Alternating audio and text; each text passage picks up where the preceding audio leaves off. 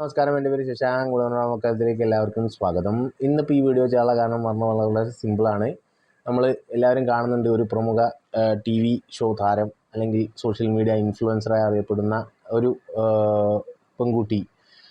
അവർ ഗുരുവായൂരത്തിലെ ക്ഷേത്രക്കുളത്തിൽ കാല് കഴുകിയുമായി ഒരു video reel കാര്യങ്ങളൊക്കെ ഇട്ടായിട്ടൊരു ഒരു സംഭവം നമ്മൾ കാണുന്നുണ്ട്. അപ്പോൾ അവിടെ പുണ്യാഹം തെളിക്കലും അതേപോലെ തന്നെ അതിനുള്ള പ്രകാരമായിട്ടുള്ള കാര്യങ്ങളൊക്കെ ചെയ്യുന്നതിനെക്കുറിച്ച് അതിനെ വിമർശിച്ചും അതിനെ അനുകൂലിച്ചുമൊക്കെ ആളുകൾ പറയുന്നുണ്ട്. അപ്പോൾ അതിനെക്കുറിച്ച് രണ്ട് വാക്ക് സംസാരിക്കാനാണ് എൻ്റെ വ്യക്തിപരമായ അഭിപ്രായമാണ്.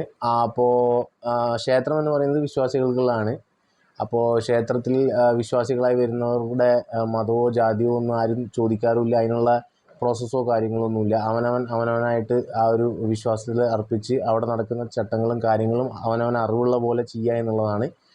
പക്ഷേ ഇത് സിമ്പിളാണ്. നമ്മൾ മതേതരാണല്ലോ നമ്മുടെ മെയിൻ. അപ്പോൾ മതേതരത്തിൽ നമ്മൾ നോക്കുകയാണെന്നുണ്ടെങ്കിൽ അഹിന്ദുക്കൾക്ക് ചില റെസ്ട്രിക്ഷൻസ് ഉള്ള സ്ഥലങ്ങൾ, അതേപോലെ അവർ പാലിക്കേണ്ട ചില കാര്യങ്ങളുണ്ട്. അതായത് അത് ക്ഷേത്രം എന്ന് പറയുമ്പോൾ അവിടെ പെർട്ടിക്കുലറായിട്ടുള്ളൊരു സ്പേസ് ഉണ്ട്. ആ സ്പേസിൽ ഓരോ ക്ഷേത്രങ്ങൾക്കും അതിൻ്റേതായിട്ടുള്ള ആചാരങ്ങളും ശാസ്ത്രങ്ങളും അതേപോലെ തന്നെ നിയമങ്ങളും വിധികളും ഉണ്ട്. ഇത് വളരെയധികം വിവിധമായിട്ടുള്ളൊരു കാര്യമാണ്. അല്ലാണ്ട് ഒരാൾ പറഞ്ഞ പോലും അല്ലെങ്കിൽ ഒരു ബുക്ക് പറയുന്ന പോലും നല്ല ഈ സംഭവങ്ങളൊന്നും ഉള്ളത്. അതേപോലെ തന്നെ ഒരുപാട് തരത്തിലുള്ള വിശ്വാസങ്ങൾ, അതിൽ തന്നെ പലതരത്തിലുള്ള ചിട്ടകൾ, പലതരത്തിലുള്ള ആചാരങ്ങളൊക്കെ തന്നെയാണ് ഈ സിസ്റ്റം ഉണ്ടാവുന്നത്. അതുകൊണ്ട് തന്നെയാണ് ഇതിൽ എല്ലാവർക്കും കുത്തിത്തിരിക്കാനും എല്ലാവർക്കും അവഹേളിക്കാനും ഒരിക്കലും സംഘടിക്കാതിരിക്കാൻ ശ്രമിക്കാനും പറ്റുന്നത്.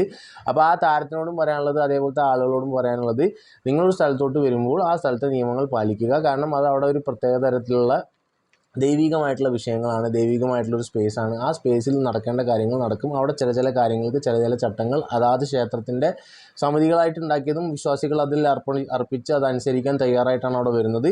അങ്ങനെ വിശ്വസിച്ച് തയ്യാറാവാൻ പറ്റാത്തവർ അല്ലെങ്കിൽ ആ ഒരു കാറ്റഗറിയിൽ പെടാത്തവർ ഒന്നില്ലെങ്കിൽ അങ്ങോട്ട് പോകാണ്ടിരിക്കുക, അല്ലെങ്കിൽ വീട്ടിലിരുന്ന് ഭഗവാനെ പ്രാർത്ഥിക്കാം. നിങ്ങൾക്ക് അമ്പലക്കുളം കാണുന്നുണ്ടെങ്കിൽ വേറെ എത്രയോ അമ്പലക്കുളങ്ങളുണ്ട്, അവിടെ പോയി കാണാം, കാല് കഴുകാം. നിങ്ങൾക്ക് വീഡിയോ എടുക്കണോ റീൽ എടുക്കണോ അങ്ങനെ പറ്റുന്ന സ്ഥലങ്ങളുണ്ടാവാം, അവിടെ പോയി എടുക്കാം. അപ്പോൾ ചില സ്ഥലങ്ങളിൽ അങ്ങനെയാണ്, ചിലത് പറ്റില്ല. അങ്ങനെയാണ് ചില കാര്യങ്ങൾ എന്ന് പറയുന്നത്. അത് ശാസ്ത്രവിധി അല്ലെങ്കിൽ അതിൽ വിശ്വാസം അർപ്പിക്കുന്നവരുടെയും ആ ക്ഷേത്രാചാരങ്ങളുടെയും അവിടുത്തെ ഭരണസമിതിയുടെ ഒക്കെ കാര്യങ്ങളിൽ വരുന്നതാണ്. അപ്പോൾ മതേതരമായിട്ട് ഇതിനാണ്ട് ഉൾക്കൊള്ളുക. എല്ലാവർക്കും അവരവരുടേതായിട്ടുള്ള വിശ്വാസങ്ങളും നിയമങ്ങളും കാര്യങ്ങളൊക്കെ ഉണ്ട്. അത് പാലിക്കാനാണ് നമ്മൾ അങ്ങോട്ട് പോകുന്നത്. അപ്പോൾ അത് പാലിച്ചുകൊണ്ട് ചെയ്യാൻ പറ്റുന്നവർ മാത്രം അങ്ങോട്ട് പോയാൽ മതി.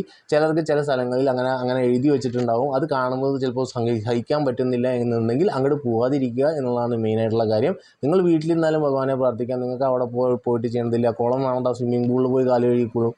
അങ്ങനെയൊന്നും ചെയ്യാലോ. അല്ലെങ്കിൽ മുൻപ് ഇപ്പോൾ പറഞ്ഞ പോലെ കാലും കൈയും കഴുകി എങ്ങടാച്ചാൽ പോകാൻ പറ്റുമെന്ന് വെച്ചാൽ അവിടെ പോയി പ്രാർത്ഥിച്ചോളൂ. അങ്ങനത്തെ ചില കാര്യങ്ങളൊക്കെ പാലിച്ച് നമ്മൾ നല്ലൊരു മതേതര ഒരു കൂട്ടായ്മയായിട്ട് നമ്പർ 1 ആയിട്ട് ഇരിക്കണമെന്ന് മാത്രം പറഞ്ഞുകൊണ്ട് നിർത്തുന്നു. നന്ദി, നമസ്കാരം.